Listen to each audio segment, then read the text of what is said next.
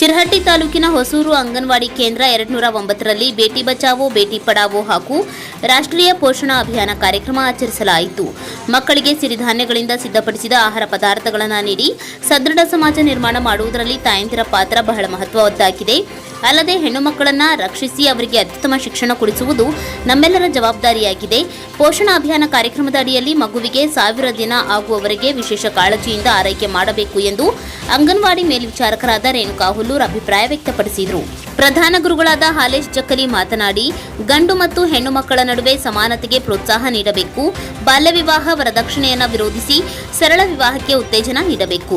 ಅಲ್ಲದೆ ತಾಯಂದಿರು ಮಕ್ಕಳಿಗೆ ಸಿರಿಧಾನ್ಯಗಳ ಆಹಾರ ನೀಡಬೇಕು ಹಾಗೂ ಅವರನ್ನು ಉತ್ತಮ ಶಿಕ್ಷಣವಂತರನ್ನಾಗಿ ಮಾಡುವುದು ಕೂಡ ನಮ್ಮೆಲ್ಲರ ಜವಾಬ್ದಾರಿಯಾಗಿದೆ. ಮಹಿಳೆಯರು ಮತ್ತು ಮಕ್ಕಳು ಅಪೌಷ್ಟಿಕತೆಯಿಂದ ಬಳಲಬಾರದು ಎಂಬ ಉದ್ದೇಶದಿಂದ ಸರ್ಕಾರ ಮಹಿಳಾ ಮತ್ತು ಮಕ್ಕಳ ಅಭಿವೃದ್ಧಿ ಇಲಾಖೆಯ ಸಹಯೋಗದೊಂದಿಗೆ ಈ ಯೋಜನೆ ಜಾರಿಗೆ ತಂದಿದೆ ಎಂದರು.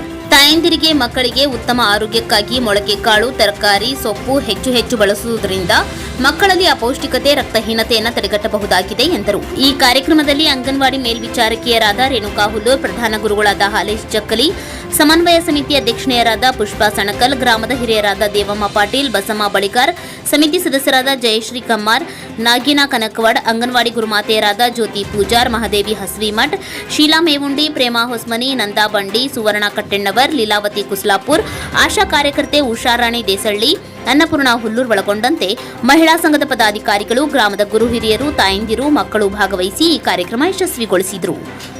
ಮುಸ್ತಾಕ್ ಅಲಿ ಕುದ್ರಿ, ಕರಾಳ ಸತ್ಯ ನ್ಯೂಸ್, ಗದಗ್.